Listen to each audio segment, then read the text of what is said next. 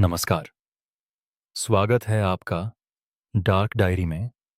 डर, रहस्य और रोमांच की उस दुनिया में जहां हम आपको सुनाते हैं सच्ची घटनाओं से प्रेरित रहस्यमयी और अनसुलझी कहानियां।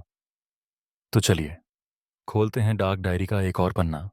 रात के करीब 9 बजे होंगे जब राजू और उसके दोस्त शिव, गोविंद और इमरान ने फैसला किया कि वे पास के पुराने जंगल में जाकर एक रात बिताएंगे। गांव में कई दिनों से अफवाह थी कि उस जंगल में भूत है जो रात में अकेले घूमने वालों को उठा लेता है। कई चरवाहे और लकड़हारे गायब हो चुके थे, लेकिन किसी को उनका कोई सुराग नहीं मिला। गांव वालों ने जंगल जाना लगभग छोड़ ही दिया था, लेकिन राजू और उसके दोस्तों को यह सब मजाक लगता था। राजू हमेशा से बहुत बहादुर और जिद्दी किस्म का लड़का था। उसका मानना था कि भूत प्रेत सिर्फ कहानियों में होते हैं। उसने अपने दोस्तों को भी मना लिया कि वे सब मिलकर उस जंगल में रात गुजारेंगे और लोगों को साबित करेंगे कि वहां कुछ भी नहीं है। शाम ढलते ही वे सब अपने अपने बैग में खाने पीने की चीजें, टॉर्च और माचिस लेकर निकल पड़े। जंगल गांव से लगभग 3 किलोमीटर दूर था। रास्ता सुनसान था। चारों ओर सिर्फ झींगुरों की आवाज और दूर कहीं कहीं कुत्तों के भौंकने की आवाज आ रही थी। जब वे जंगल के किनारे पहुंचे तो रात का अंधेरा पूरी तरह छा चुका था।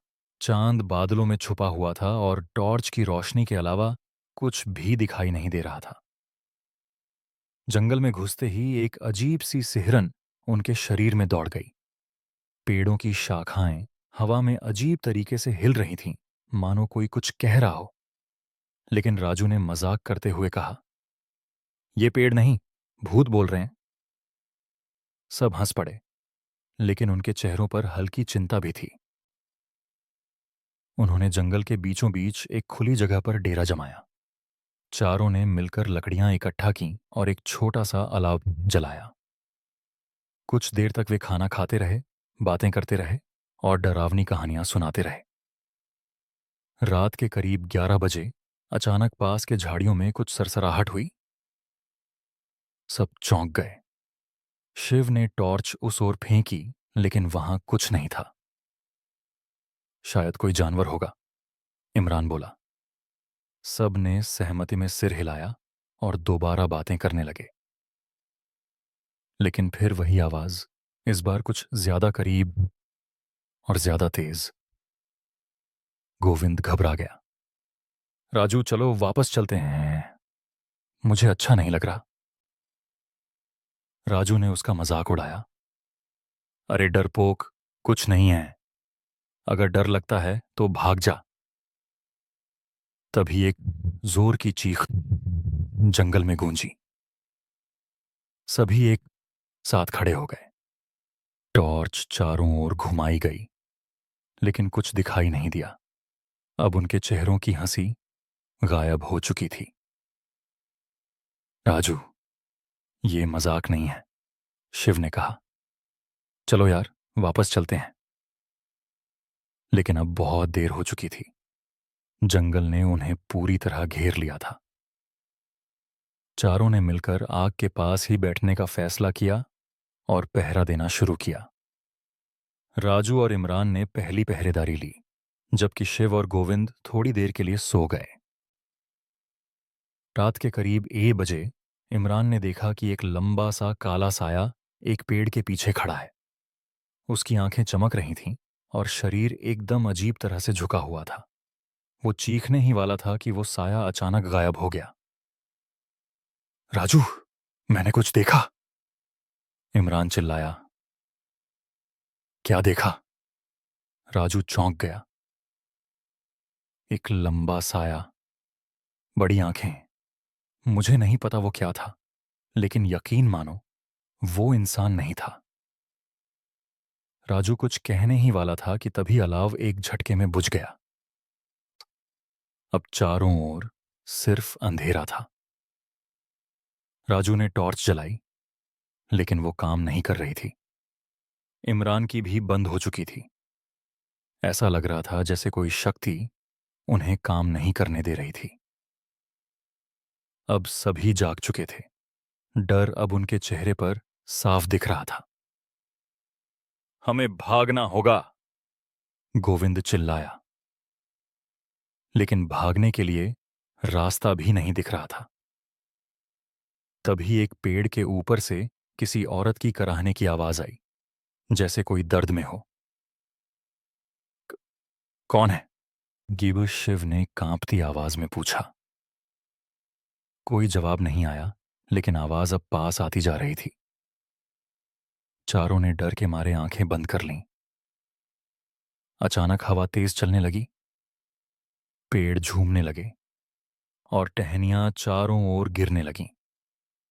कुछ गिरती तो ऐसे लगती जैसे किसी ने उन्हें काटकर फेंका हो। तभी राजू ने आंखें खोली।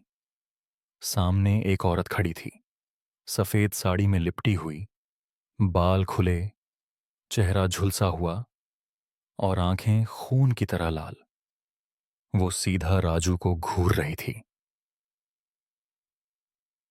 कौन हो तुम? राजू ने कांपते हुए पूछा। औरत बोली नहीं, बस धीरे धीरे हवा में तैरती हुई राजू की ओर बढ़ने लगी। राजू ने भागना चाहा, लेकिन पैर जैसे जमीन से चिपक गए थे। शिव, गोविंद और इमरान बेहोश हो चुके थे। अब सिर्फ राजू और वो औरत। औरत ने धीरे से कहा, तुमने मेरी नींद तोड़ी, अब तुम मेरी जगह लोगे। राजू चीखना चाहता था, लेकिन उसकी आवाज गले में ही अटक गई। अगली सुबह गांव वाले जंगल के पास कुछ आवाजें सुनकर पहुंचे।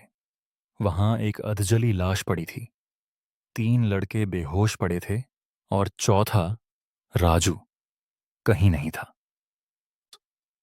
कई दिन ढूंढने के बाद भी राजू का कोई सुराग नहीं मिला। गांव वालों का कहना है कि अब जब भी कोई रात में जंगल के पास जाता है तो उसे एक अजीब सी हंसी सुनाई देती है और कोई साया पेड़ों के पीछे छिपकर उसे देखता है।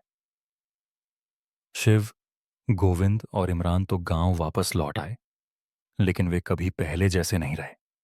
उन्होंने किसी से भी उस रात की बात नहीं की, बस इतना कहा, भूत मजाक नहीं होता।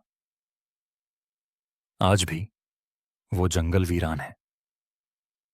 उस पेड़ के नीचे अब कोई नहीं जाता जहां राजू आखिरी बार देखा गया था। लोग कहते हैं अगर कोई वहां रात में रुक जाए तो वो औरत उसे भी ले जाती है, उसी दुनिया में जहां से कोई लौट कर नहीं आता। और अगर कभी आप भी अकेले जंगल जाएं और आपको लगे कि कोई आपको देख रहा है, तो बस एक बार पीछे मुड़कर देखना मत भूलिएगा। शायद वो अब भी वहीं है, आपकी राह देख रही है। तो ये थी आज की कहानी। अगर आपको ये कहानी पसंद आई हो तो लाइक और कमेंट करें, और ऐसी ही कहानियों के लिए डार्क डायरी को सब्सक्राइब करें। मिलते हैं अगली रात एक नए राज और एक नई कहानी के साथ, सिर्फ डार्क डायरी में।